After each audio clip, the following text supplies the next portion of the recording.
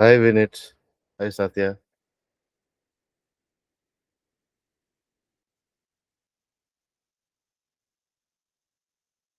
Can you guys hear me? Hi, hi, hi. Yes, yes, we can hear you. Oh, okay. Okay.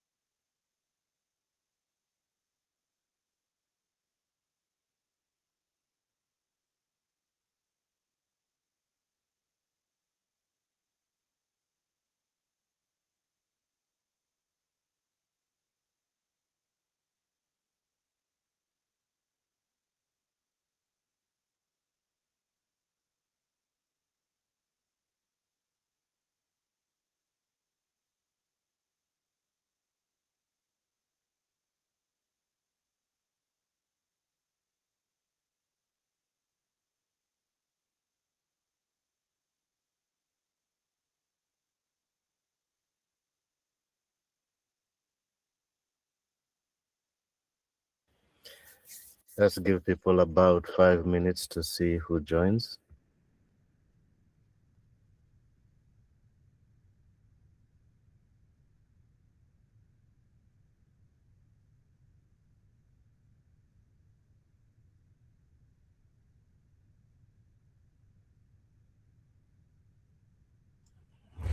Hey Aaron, am I audible now?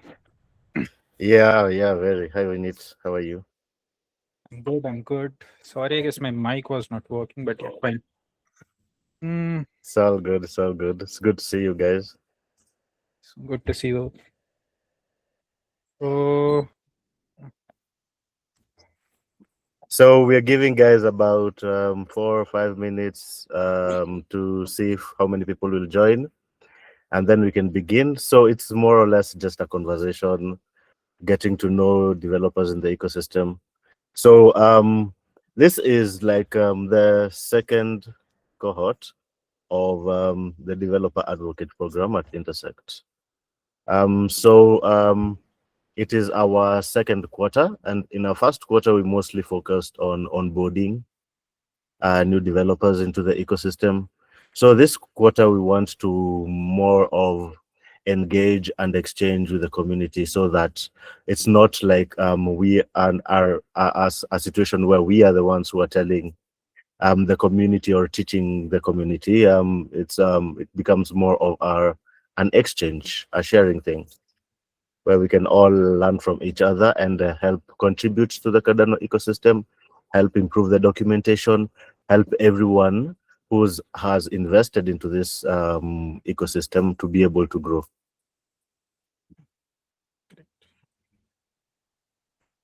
So let's perfect. give That'll them be great. about 3 minutes. Yeah, yeah.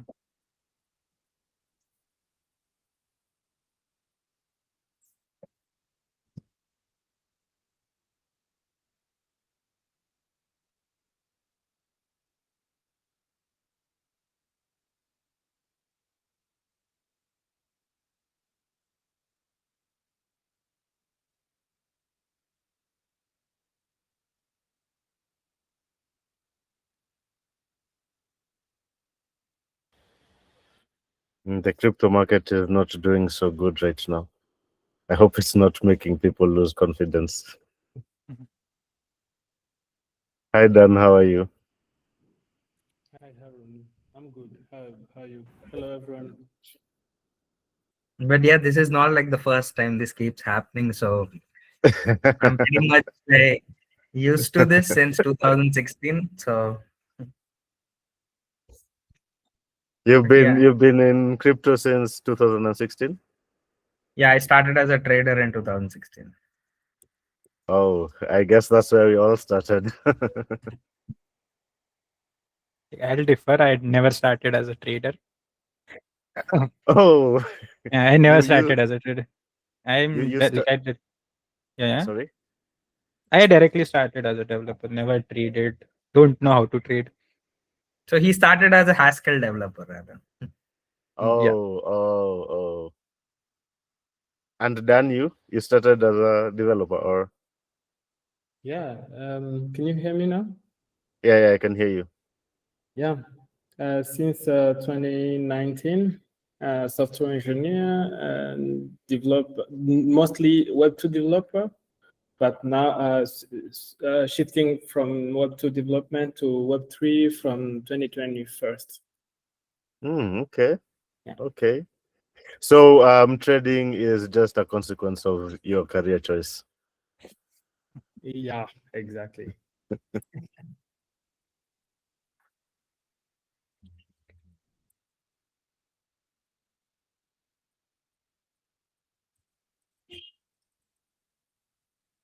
So I think we can begin. So everyone, for those who don't know me, my name is Harun Mwangi. I am a developer advocate at Intersect MBO. And this week on our developer experience working group session, we are going to be telling or listening to developer stories, learn from different developers' experience. So it's more or less an open invite thing. There's really no defined structure. It's the theme is let's communicate, get to know each other, get to understand the pain points, and hopefully by the end of the hour come up with some solutions of how we can help, how Intersect and the community can work together to help each other.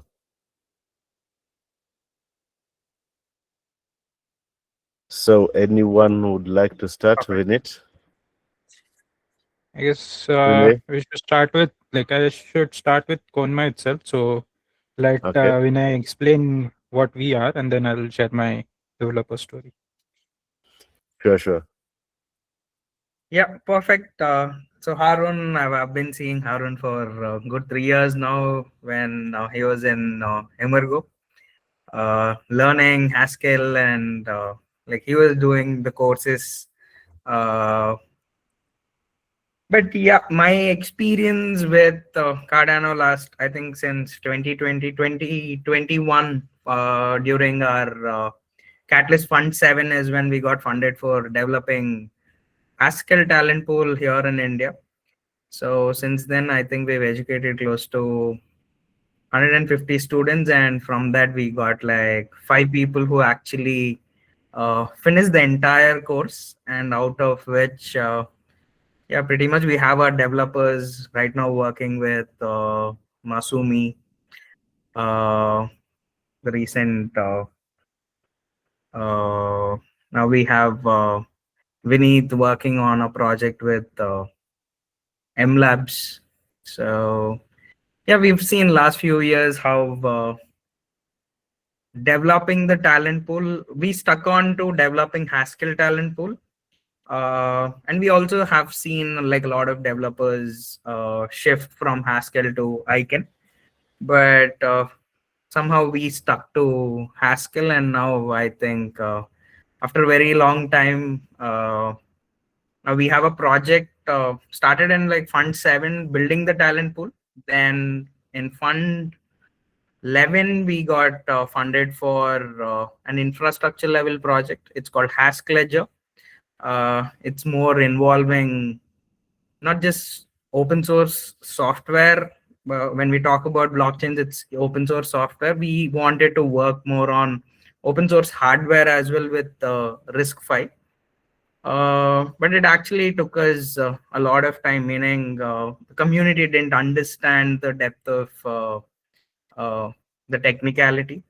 So it took us time, but of late, I think after 1.5 years of struggle explaining what we are trying to do, our recent work with UNDP actually got us in touch with Emergo Labs and M Labs again, where now we started working with M Labs.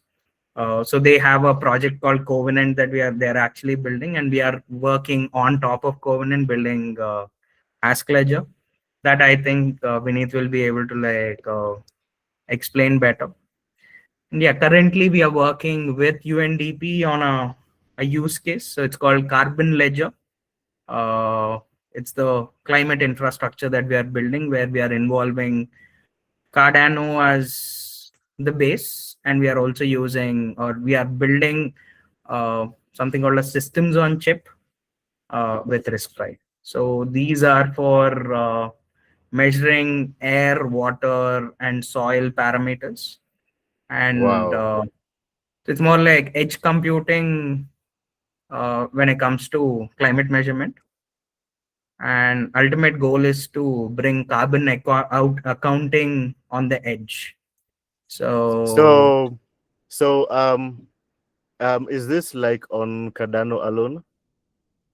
We are actually multi-chain. We have been building. We are primarily we started off with Cardano, but right now we have expertise in pretty much most of the chains. We have EVM Solidity experience, and even Rust-based solutions that we've built as well. But yeah, primarily Cardano. Oh, so if I might ask, like you first started like developing on Cardano as like a developer. Before that, you were not a developer at all. You yourself. I was never a developer. So I got to Cardano, meaning I went to Emergo for my fundamentals of blockchain back in 2020. That is when I was educated by Bharat. So he was able to actually explain how Cardano is different from other ecosystems when it comes to the language it uses and all that. So a functional programming approach over object oriented actually caught my attention, and from then I wanted to I actually went to colleges, spoke about Haskell. I wanted to actually find if there is any college in India that actually does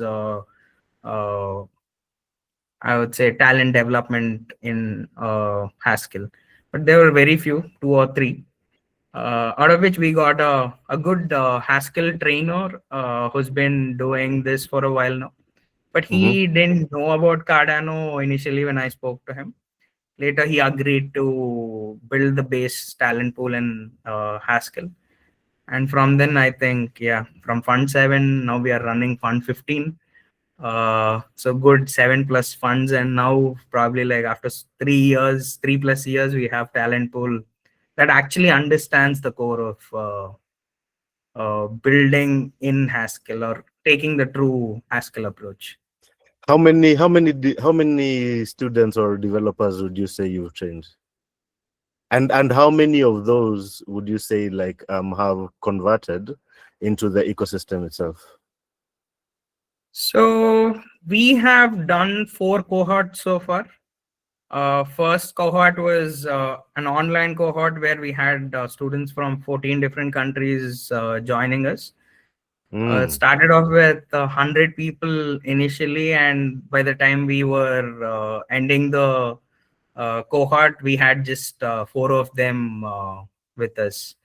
And out of 4, we had only 1 actually getting to development. And so it is teaching them Haskell first and then giving an awareness on how Cardano works. It was at a very nascent state back then when even Alonzo hard fork just happened. So smart contracts were pretty new to Cardano back then. Second cohort, we tried it offline. In fact, in Vineet's college. So second, third, and Which fourth college cohort. is this? So this is college out of Pune. It's called Keystone Institute. Okay. So yeah, they are from. So I think Vineet is from fourth batch of or our last batch of Haskell cohorts. Okay. So that happened last year. Oh, that's really nice. That's really nice to hear. Oh yeah. So how many of those would you say now are like working in the Cardano ecosystem? So we have Vineet and Aditya from this batch, fourth batch, and we have Faizan, Rahat, and Akash from the previous batch. Around 5 people in last 3 years after training 150 people was Wow. what we were But able yeah, to. but it's still impressive because at least we have some people. We have at least you have at least changed like you have introduced some people into the ecosystem. But the satisfaction is actually after 3 years right now when we are working with M Labs on a very core project. It's called Haskell Ledger from Fund 11 is what I mentioned. Now from Fund 11 till like Fund 15, it actually took us to build the talent pool. It actually took us to like create awareness on how this is going to help the Cardano ecosystem. Now, since we have all this done, I think Vineet is ready to train 100 more people from his college next. So that is something that we are concentrating in next 2 to 3 months on developing talent pool on the tech stack that we are actually building right now. Okay. So maybe we can hear a bit from Vineet. Vineet, I'll start with a simple question before we hear your story. Yeah. Haskell or Aiken? I have never explored Aiken at all. So Haskell for me. Yeah. Okay. Like I've never even seen how Aiken looks. So I don't know how Aiken goes. But for me, it's Haskell. I was introduced to programming via Haskell. So like generally people who are developing in Web 2, as Dan also is from Web 2 and he transitioned to Web 3. Generally, most of them are introduced to programming with basic languages such as Python, maybe C++. But I was introduced to programming via Haskell. So Haskell was my first programming language. Oh, so, okay. Yeah. So basically, I have never seen Aiken. I have worked on Haskell. I'm good JavaScript and TypeScript developer as well because I initially started with web development. I used to take up freelance contracts in my when I was 11 or maybe 12 years old. So at that time, I used to take those freelancing contracts from different websites like Fiverr and Upwork. So that from there, when I don't consider JavaScript and TypeScript as programming language because those are scripting languages. That's why I said Haskell is my first programming language, actual true programming language. So now, starting with how I was introduced to Haskell was because of Konma itself, because Konma used to run these cohorts, as Vinay mentioned, in our college itself. I'm from the last batch. In our batch, there were 50 students applied, but actually on the first lesson of the cohort, only 6 of them joined. So which was because everyone once everyone sees Haskell, first of all, they are afraid of Haskell. I don't know why. They are afraid of Haskell. It's been seen in the ecosystem. They are afraid of Haskell. So from 50 to directly to 6, and now from 6 to only 3 of them graduated, and out of 3, only we 2 took actual development in Cardano. Now from there, As soon as I completed that cohort, Vinay's message comes, like Vinay sends me a message saying that we are selected for UNDP's STG accelerator, which is like for our own product, which is called as Carbon Ledger. As Vinay mentioned, about 3 nodes, measuring the ecosystem, having a real-time monitoring, reporting, and verification systems. So generally, why we differ from other systems is most of the ecosystem, like whoever works on the environmental ecosystems, generally uses AI models, and they'll see the denseness of a forest from top they'll see the denseness of forest. But Okay. what if there are smaller trees which are overshadowed by the big trees? How are you going to calculate about that? Just based on denseness, you can't calculate healthiness of that particular area or forest. So that's where our nodes actually come in. So what we are trying to do with Hask Ledger and Carbon Ledger is converting that central authority or central processing, which every blockchain does. Every processing happens on a blockchain or where the contracts are written. But what we are trying to do with Hask Ledger is converting that central authority to edge nodes. So these nodes have power in them to actually process the transaction in itself and then send to chain. So not like we also make sure, because of this tech, that whatever data comes on the chain is verified, because it comes from a verified node. It's not coming from any IoT device, just because our IoT device can perform those calculations. So that's what we are working on. So this is Yeah. different from an IoT device. You can say it's not just IoT, because IoT generally does processing. So we can differ IoT devices into multiple categories. Few of them do computations on the chip itself. Few of them send to a cloud. But ours is mixture of both. The initial computation is being done on the chip, and only verification happens on the cloud. And once verification is done, then it is being sent to chain. So it's just the anchoring that is happening on chain. So what's happening is the maximum. So this particular project that we are working with UNDP is to measure the quality of water that is coming out of textile industries. So what happens is the water that is coming out of textile industries, since it's high on toxins, it's not the carbon dioxide that comes out of them not treating the water, it is the methane. So methane is almost 24 times potent than carbon dioxide. So now this is affecting the environment, and UNDP wanted to measure this particular factor. So here the idea is to deploy a water node which will measure, so the sensors first measure the effluent that is coming out of the industries. Now, since we are bringing a RISC-V SoC, a systems on chip there to that very local level, hyper local level. So the processing is happening there. Okay. I think you'll need to slow down a bit on the RISC-V, so that everyone can understand. So it's more a chip that can do processing on the edge, where once the goal is reached, now our goal is to measure if the effluent is treated or not. If the effluent is treated and the goal is reached, it will put on chain.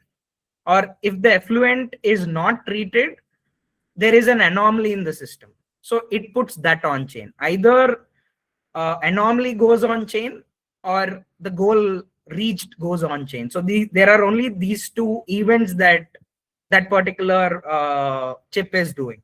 It is processing the data that is coming from the devices, and when anomaly is detected, it anchors on chain, or when goal is reached, it anchors on chain. So only anchoring is happening on chain, where the processing is happening on the edge. So IoT is for sensing, AI/ML is for going to and fro on checking if there is the goal that is achieved or the anomaly that is detected. So IoT, AIML, blockchain, and now ZKP for final verification. So it's M for monitoring, reporting, and verification that is happening together. So it's more a convergence rather than just trusting a particular component of the system. Okay. Okay. That's really, really, I- really, really nice. Yeah, Vinit?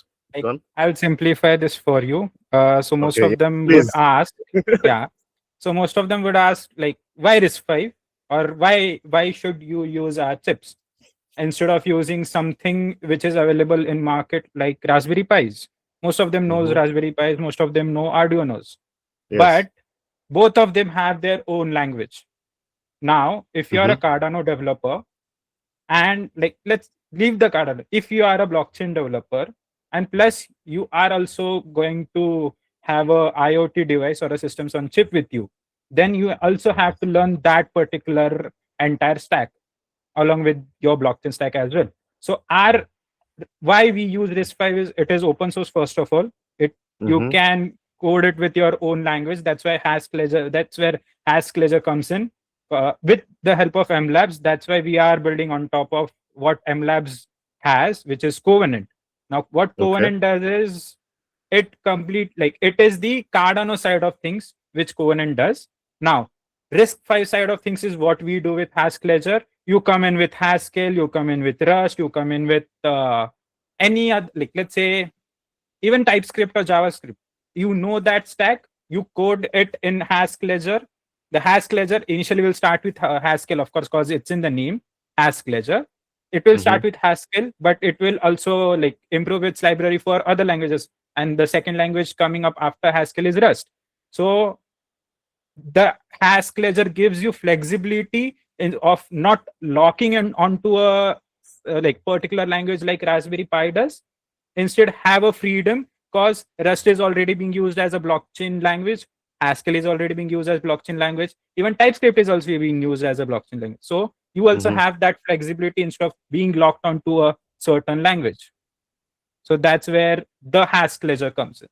Like having our own tech stack working on RISC-V, you don't have to care about what happens on the UPLC side, because UPLC is what Cardano cares of.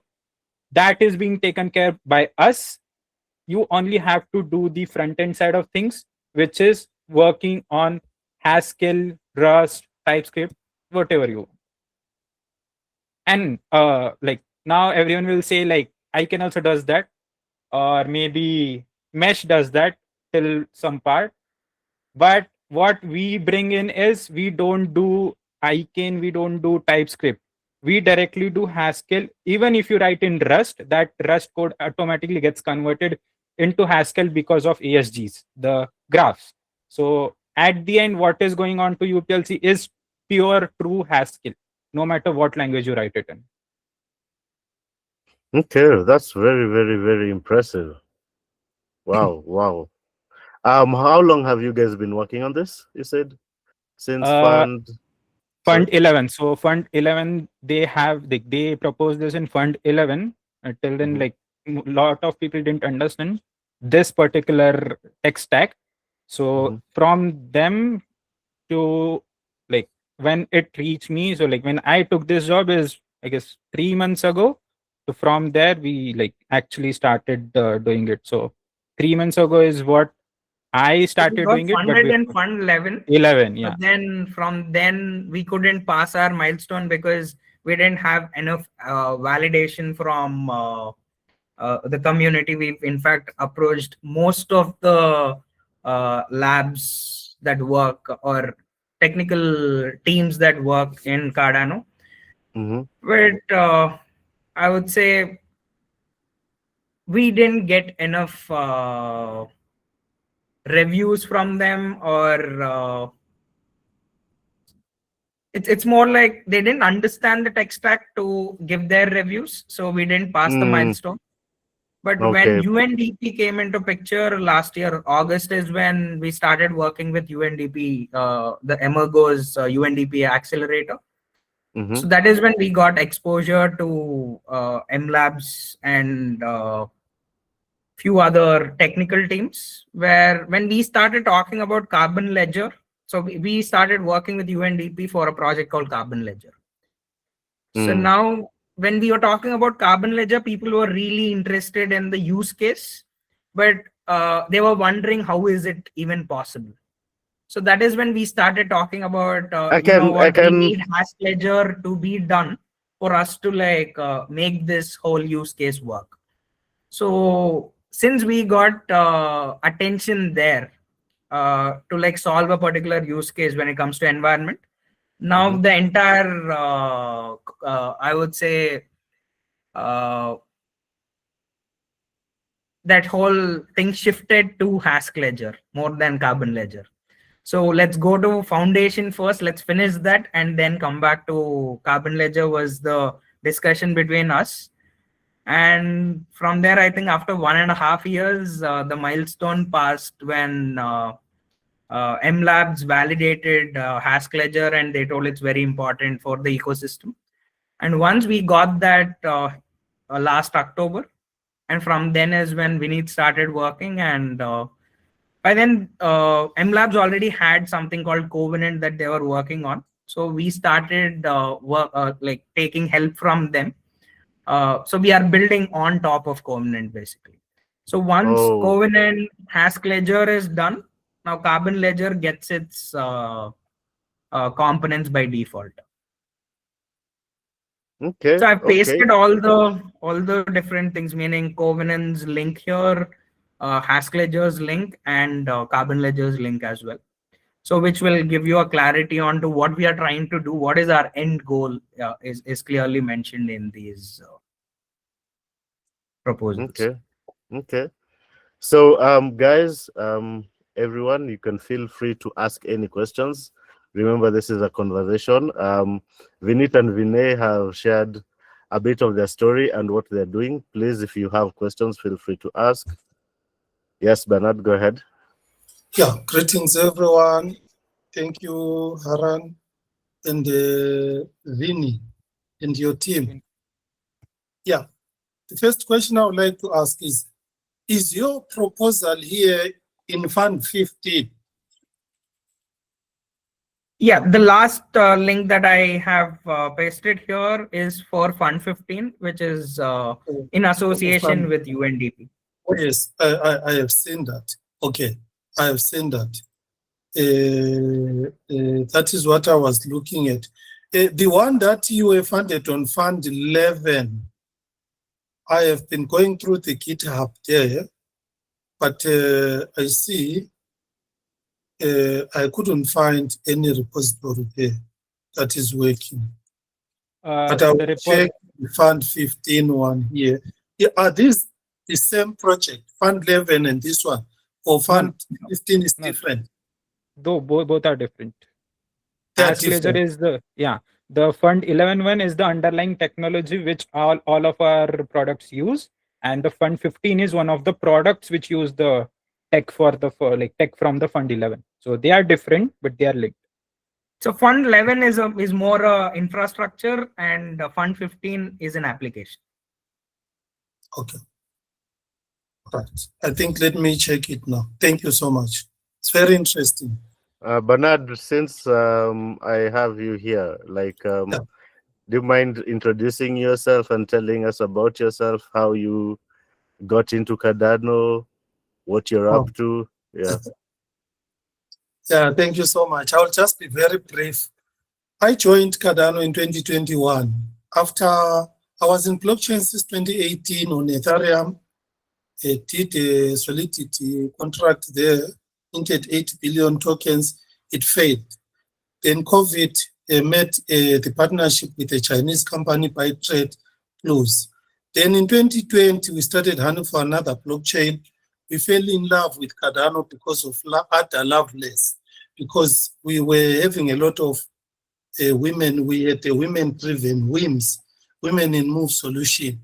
So when we came across Ada Lovelace, mathematics, academics, it was in line with what we wanted. Then in 2021, I was one of the first Bluetooth pioneer with Dr. Lars. And then from there, became a project manager. I was very new to Haskell. So it has taken me quite a long journey. But up until now, in last year, 2024, 2025, and this is where now we began to see a lot of growth. Is developing a company, Coxygen Global. Our focus is on Haskell, Bluetooth, and Cardano Live technical support for smart contract languages that we have. Then in 2025, last year, 1st January till now, on Fund 14, so we were funded to onboard 16 universities. We have got more than 40, 50 different university students right now. We were required to do 240, 60 per milestone, 60 per milestone, 60 per milestone. But right now we have gone over 600 on this one here. On the Fund 15 here, I will put up our request. We are requesting again 60,000 to increase the universities by 8, and then onboard more students on Bluetooth Haskell. We are not only Bluetooth Haskell biased. Understand Coxygen is a Cardano smart contract technical live support. That was the first funding we got to provide live technical live support on Cardano languages, Icon, Helios, Haskell, whatever there. Then the universities on 2021 came as an upgrade because we're doing that 24/7. And then now we have got a lot of different countries, more than 10. Right. I think, let me be in short. The summary I can do, I was also a developer advocate, cohort 1. And I'm very happy these guys are so advanced than us. Their program is so interesting. I can't say that. I hope all of us here, including my students, can actually put a lot of effort because there is a lot of growth in Cardano I have never seen before. And then the other thing is, then I was also appointed as an ambassador on the Cardano Foundation based in South Africa. And then on the Intersect side, I'm an enterprise member of Intersect and also was elected as a committee member. So we are very much encouraging every new person to utilize, especially this program, to network and get into real Intersect, working there, contributing there, and I can stop here. Thank you so much. Thank you so much. Thank you so much, Bernard, for that. Vinay and Vinit, I am not done with you. I still have some more questions. But I think this is a good time to tell everyone that we are doing a Cardano developer survey, developer experience survey. I'm going to share it in the chat. So please feel free to click on your preferred language and help us improve the developer experience on Cardano. If you're not an Intersect member, we encourage you to join. It is free.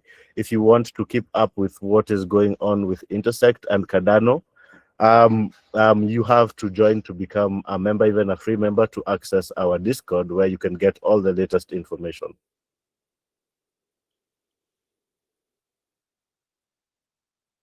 I'm also again encouraging as many questions and any questions you may have regarding Cardano, Intersect, Vinay, Vinit, Bernard.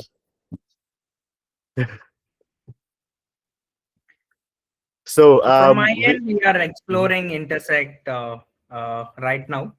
So we were more concentrating on development last few years, and now since we have the confidence that we have something that we've built and we want to actually like help the community build the talent pool, so we'll be more than happy to do any of that. So Plutarch is our I would say expertise right now. Okay. And yes, are you Are you in the Plutarch working group? Not really, but the maintainers of Plutarch is who we are working with currently. So we were never with the community. We never spent time with the community, but we spend more on building the talent pool and the development. And I think it's the time right now to actually get to the community. So That's because lovely Quanva to started hear. as a community first approach, we never had talent pool. Our first project that we got funded in Fund 7 was to build the talent pool. So from Fund 7 till date, it took us time to actually like get confident, or right now we do have that confidence that yes, we have a good talent pool after almost like 3 years of struggle. And when you ask me, do you have a big talent pool? No, we have it's like after every cohort, we had people actually get there, but they didn't understand how to participate in the community. And since they're just out of college, their preferences in life or priorities in life when it comes to parents, expectations, and everything were totally different. Where by the time they got out of college, either they work here and get some career opportunities here, else they would do something that would like get them the bread and butter. But since we kept developing the talent pool and we kept losing, but only in the third cohort and the fourth cohort is when we've actually seen people stick on to what we train them on.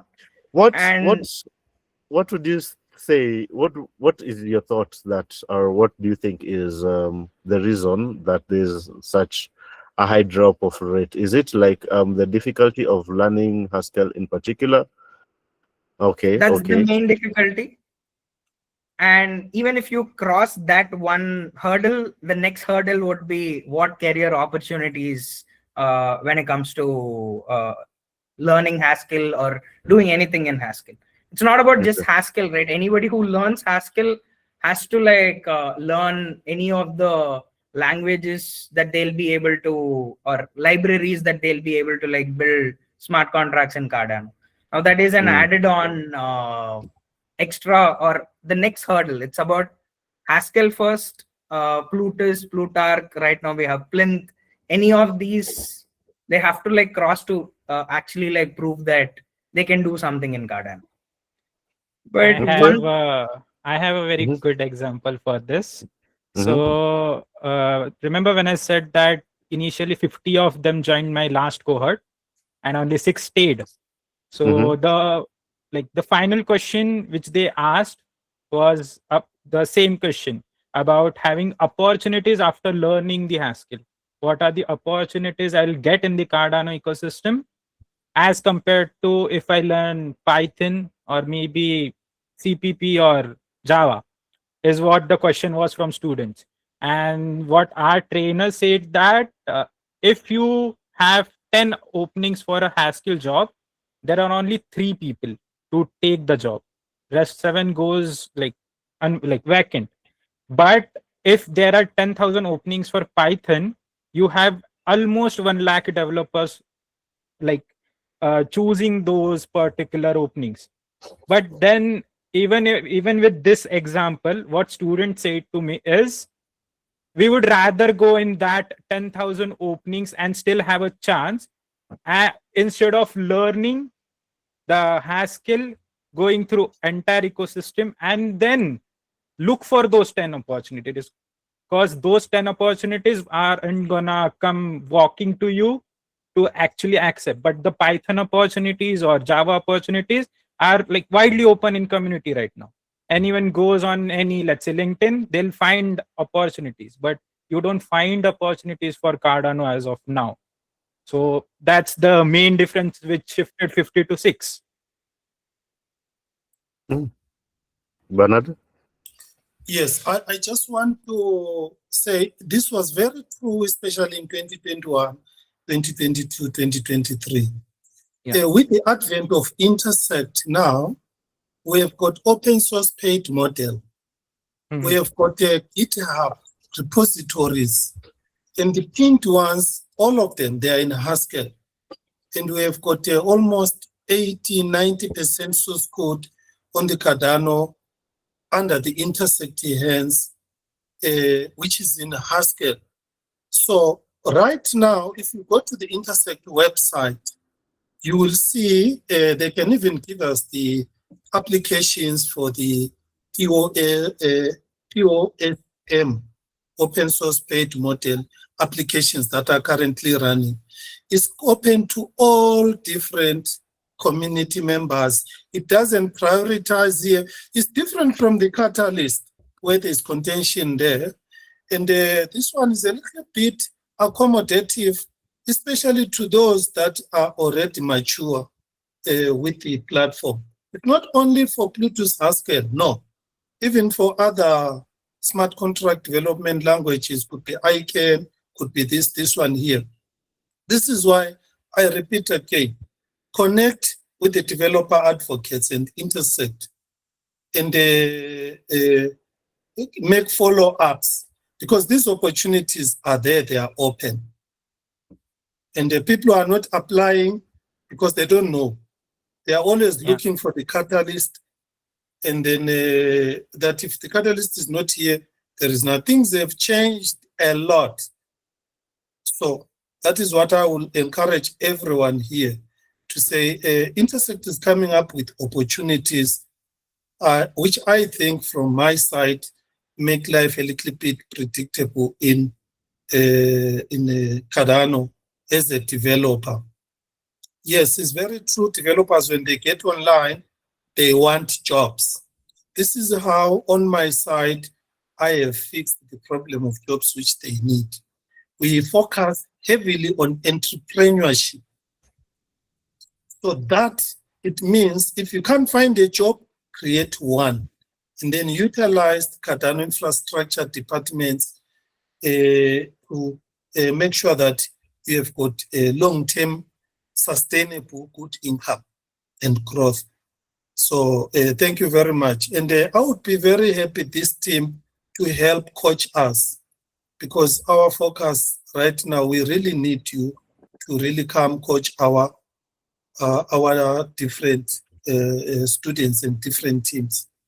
So Thank what you we so much. have done is we actually built a syllabus or a curriculum, and we made some good resources, some videos, and we have some good amount of resources that we've built that we actually want to. So as part of Vineet's cohort, they built an LMS on Cardano.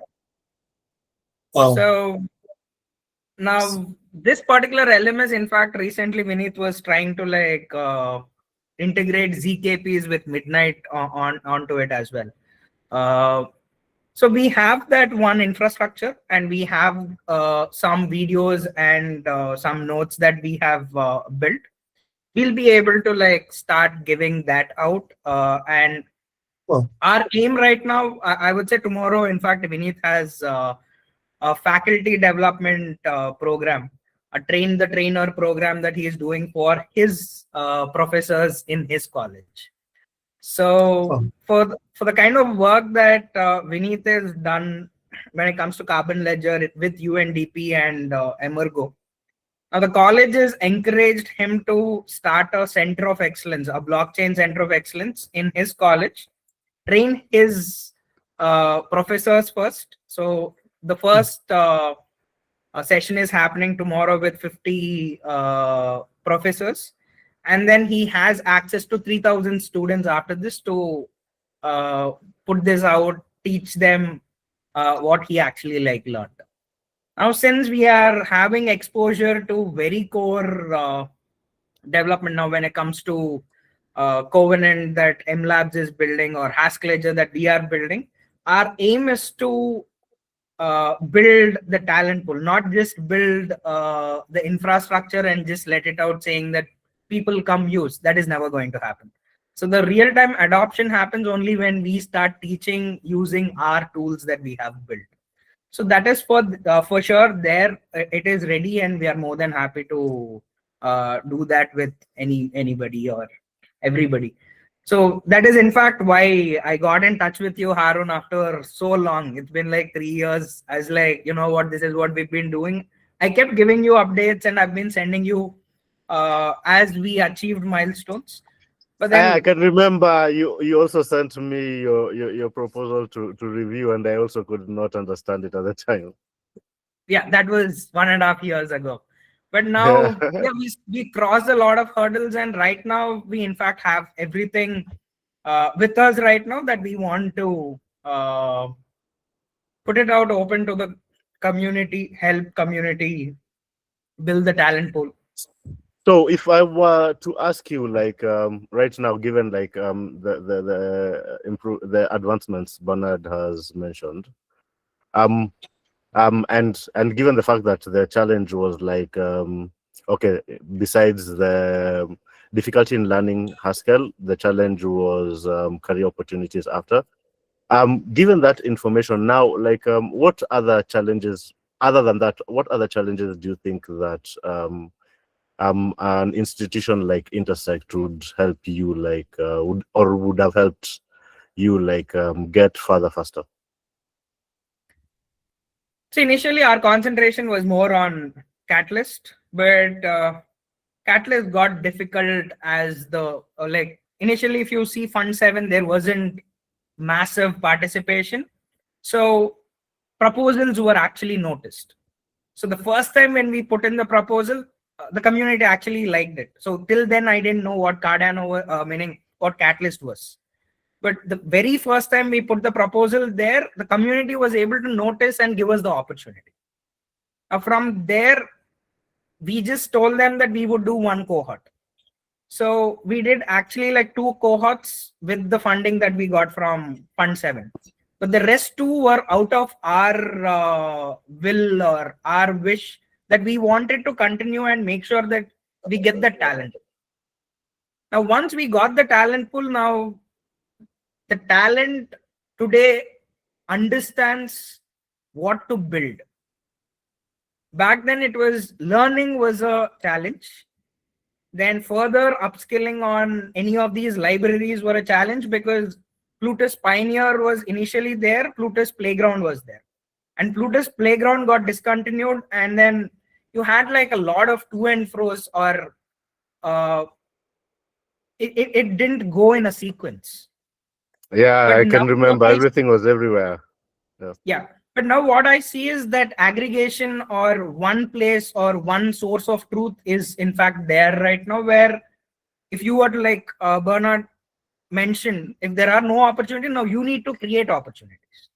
So that creating opportunities is very wide open on Intersect, saying that all these opportunities exist. But are you qualified enough to like take that opportunity is what now we need to work on, and probably like get more people to like work on. And I would say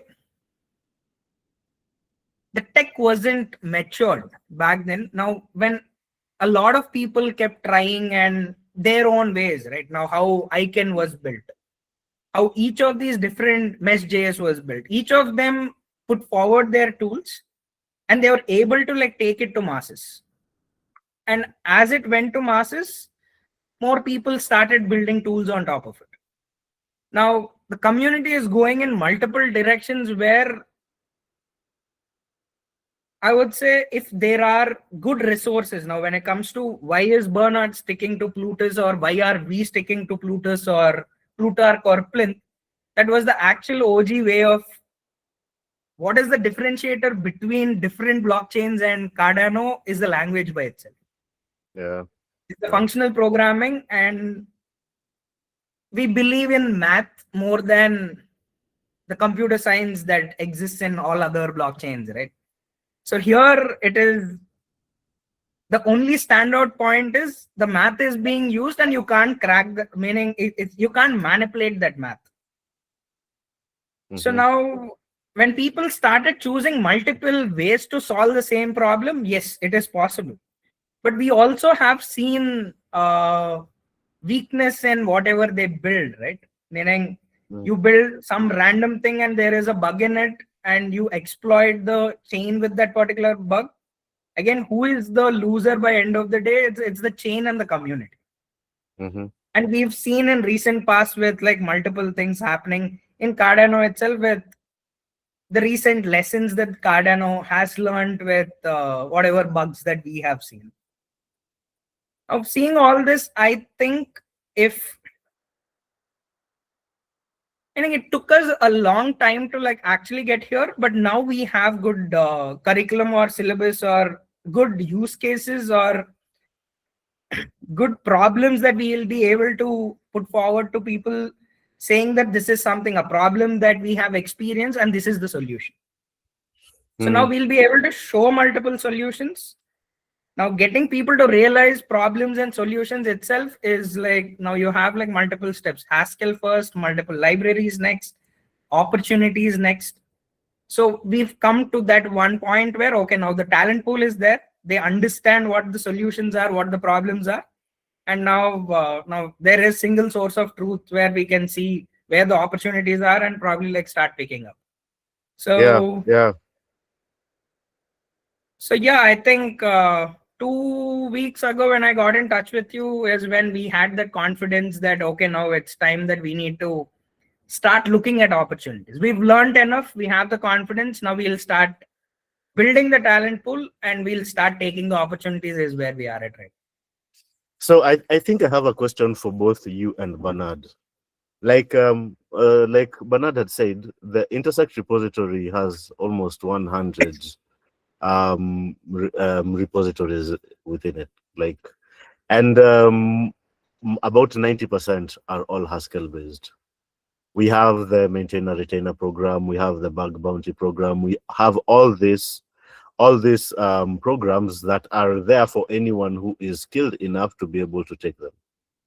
Now, on one side, okay, so far what as developer advocates, one challenge that we have seen is we want to get beginners into Cardano, but then now, and we want to get them to contribute, but then now it's too complicated. And on this other end, Intersect are, or the repositories within Intersect, or the devs maintaining those repositories, they're busy building and continuing to build the main thing. So there's more, or it's more likely that always there's going to be need for that type of maintenance. So since you guys like focus mostly on education, do you think it would be a good idea maybe to add a portion or maybe a repository or two into your curriculum so that you could get these learners acquainted with these repositories so that they could have an easy entry into it? Because the opportunity is there, but one side lacks the talent, the other side, the talent is not skilled enough. It's not skilled enough. The skill is there. Okay. The direction is what is lacking, meaning bridging that gap. Now, anybody who is building on the core their direction is pretty straightforward. They would want to they have a problem in front of them and they're trying to achieve that particular, building that particular solution. They wouldn't concentrate on filling the gaps. But somebody, when there is a direction, one person goes in that direction. And now when somebody knows how to bridge this particular gap, when a new talent pool comes, the talent pool is again confined to learning what a validator is, what a datum is, what the minimum requirements are, meaning the terminology that exists is what they're learning and the technicality behind it. Now from here to actually contribute the core developer who is actually traveling in a direction, now this gap is not bridged. So this is one thing. Bernard? Bernard. All right. What I want to say before you go on is you mentioned something very important. The infrastructure services in Cardano, in Haskell, Bluetooth, or whatever, is there. It needs to be maintained as long as it is needed. And some developers there are always further innovating going forward. Look now, we have got Hydra. it has come with a lot of interest. And again, it is in Haskell. And there are many other tools again, powerful in Cardano that are coming. And they are in Haskell again. But on the other side, we've got a lot of people who are coming in from imperative world. And they get frustrated. So I like your suggestion to say Intersect can put in between what we call a bridging gap to cater for the young developers, new students, so that they are able to work after some time, 2, 3, 4 years. Then there is transfer of skills so that when we old people die, then these young ones will carry on with what? Maintaining and innovating on the infrastructure tried and proven since 2016. The new languages are not going to die. ICANN is growing very fast in Cardano. Why? Because it's solving certain problems there. So they will be coming up, going on through. So I think at the moment, if we look at Intersect, where is the burning need? Is maintaining those repositories which were for IoT. And right, we have got the current good developers who are there. But if you let it go on for another 5, 10 years, then we are not going to get people able to maintain those. So there need to be a transfer of skills, processes bit by bit, identifying talent pool all across students that we have, and then we do a sort of what we call it a hands-on on the actual Intersect repositories, the Cardano node, Ouroboros, Bluetooth. And then, you know what? I know, because I've been addressing this for quite some time with my students, issue of hardware required is very expensive and is very difficult. This is where, again, probably we will have to solve this one so that at least people are able to download the Cardano node, work through it, and then we have got different centers, be it in India, in Africa, all around here, where we know they can go to these centers with enough hardware, and then they can work like that. After some time, what I know, the moment they are productive on these Cardano repositories, Intersect is going to pay them. And when it pays this, then that is what they want. They are looking for jobs. So at the same time, Intersect, not only Intersect, Cardano needs people who will push and receive these skills going forward. Bernard, let me ask you, like, you've both spoken of a gap needing to be filled, yeah, and Intersect providing a bridge. Yeah. How do you see that bridge looking like? Let me give you a good example right now. Yes. In 26, we got 19 students certified by EBU, European Business Institute of Luxembourg, on Bluetooth Haskell CP108. Then I said, this year, those 19 others are on phase 2 now. They are running. There's a phase 3 coming. I said to these ones right now, our task is to get onto the Cardano repositories and start contributing, because there is a customer there. There are people who are experienced there who will say no to this, yes to this. No, you are not doing it right here. And then grow in it. So there needs to be what we call it, this where Intersect now can say, we must be aware some of these are students, and here are the students. We identify them. I know quite a lot, very good in Japan, who have contacted me, in the East, in India, in Africa, and the ones that I have here. But can they run a Cardano node and begin to contribute to it effectively? The challenge is hardware.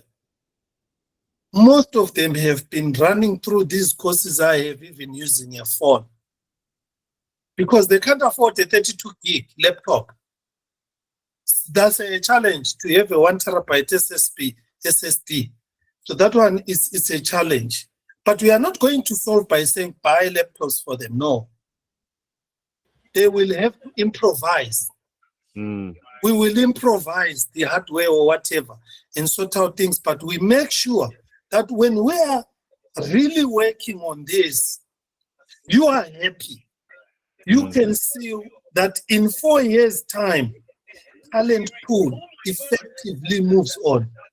And right now there is urgency, high demand for Hydra developers. Mm. High demand. Even on Catalyst proposals there, is trending. And even on the Cardano roadmap, they specified that these layer 2 solutions are very key to Cardano competing with other blockchains. They need to be explored, used, more smart contract developing on layer 2. Even like a Hydra, Leos, and all these that are going on. But remember, what we have said is very important. Those that are new and frustrated, ICANN is also catching up with the Haskell Bluetooth, which is an advantage. It is easier from Haskell to ICANN than from ICANN to this side. So I always say, do this one, then also move along here. Because at the end of the day, you want a job, isn't it? So if there's an ICANN job, you can get into it. And if there is a no ICANN job, but there are Haskell Bluetooth jobs that are available now, then it's better to be doing this than to be sitting at home, doing nothing, hunting for a job in an environment that you'll never find. Yes. And it has to be formalized. Let me explain to you. If we have been saying, go to the repository there, do PR, do requests, do issues like this. We have been doing it. I've got a lot of examples. My students are doing it. We have been doing it. But till today, those issues that we raised have never been attended to till today. If you want to contact me, I'll show you. I went up and I ended up telling the Bluetooth team to say, you know what? I am going to develop what an alternative, and I've done that. But what is the problem there? The communication between those that have the skills and those that want the skills, that gap is not being bridged. The reason they gave me why they are not going to help us with the Bluetooth playground is because they said they have too much work. The resources they have so much, they don't have time, resources for that playground to be there. So I think they are teaching us a good lesson. We mustn't be babies always begging. We must utilize this team here and then solve the problem and move on. Create our own tools, patch up, and then we implement, we move on. That is what I can say. Thank you so much. That is very insightful. There's a lot to unpack there. I'm definitely going to go over this video one more time so that I can write those things down. That's very insightful. Vinit, you had something to say? Okay, so about this issues which you raised on those Plutus repositories, like which were the repositories, if you can, Bernard, I'm asking to you. So like if it is on Plutarch, I can get you the actual maintainers, like get you to the actual maintainers and solve those issues. And even with Plinth and Plutarch both. And yeah, so if those issues are in those repos, I can like get you to the actual people who are maintaining it. I'm also one of the contributors with them, so I can get it. Here is the link. Here is the link.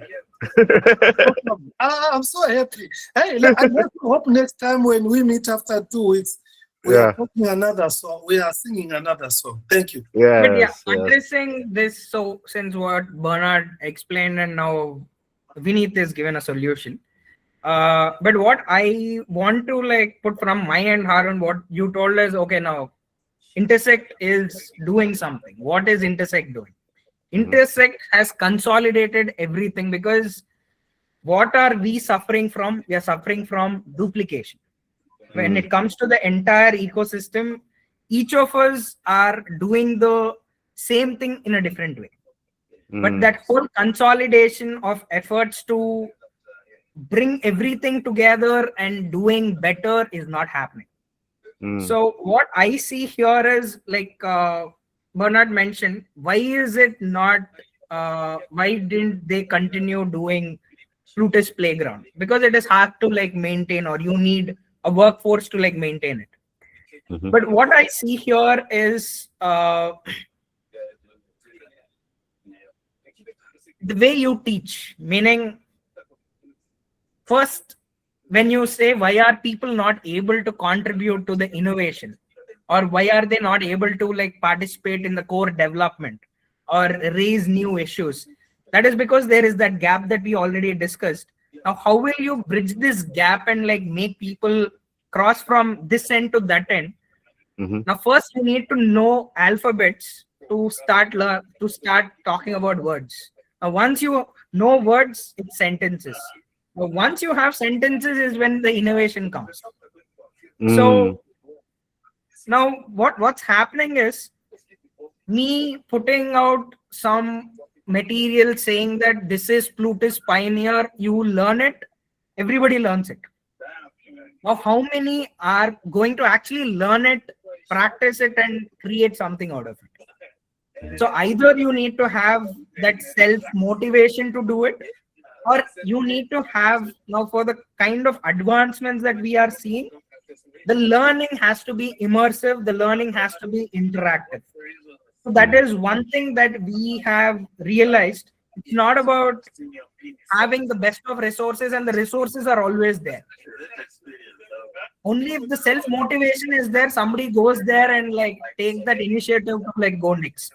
But if you have these resources in more interactive manner, I would say they will be able to like cross this bridge much faster. So this is something that Vineet is trying tomorrow. Till now, the way we have educated our last 3 years of running cohorts, the way we have educated so far was different.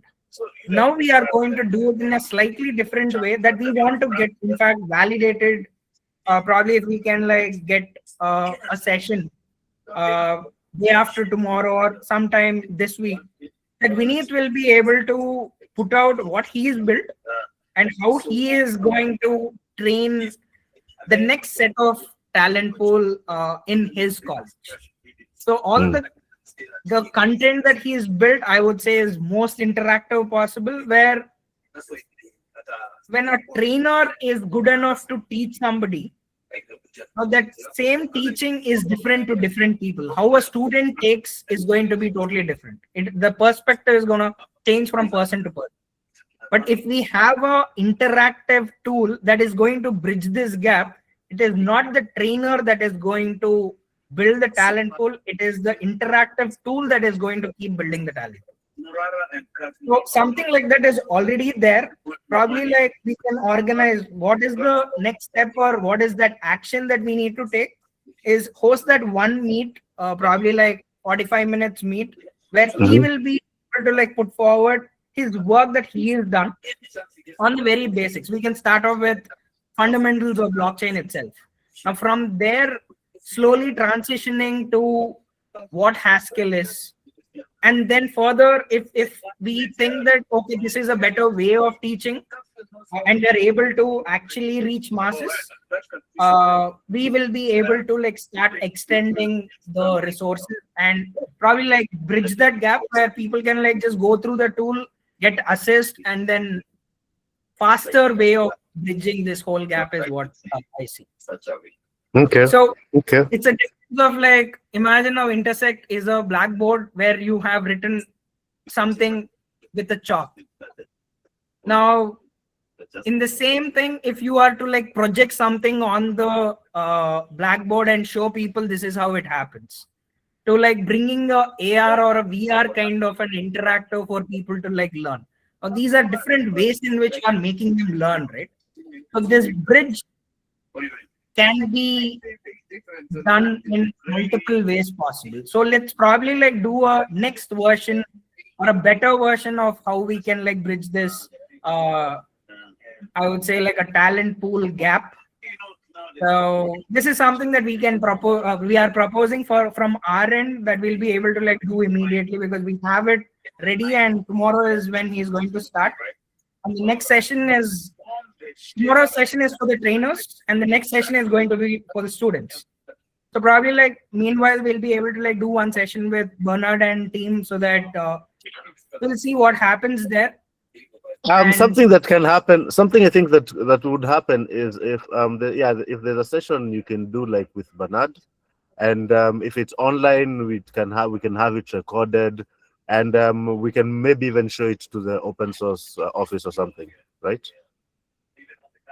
Okay, so in the interest of time, I want to say thank you so much, Renee, for sharing your story, what it is you're doing, and also your solutions to our problem.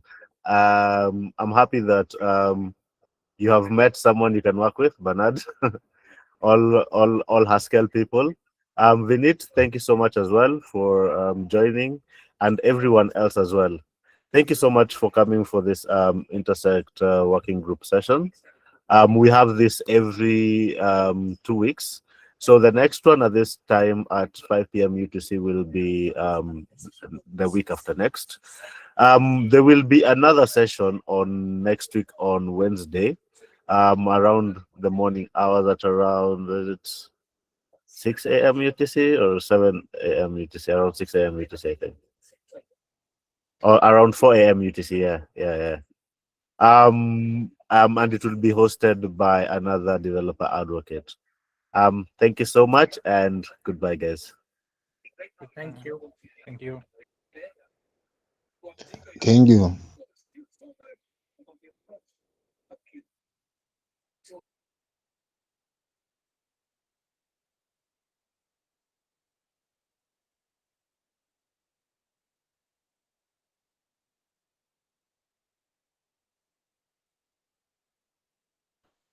Thank you, Harun. See you. Thank you so much for joining, Dan. Thank you, Owen. Thank you, Beta Salil. Bye, guys.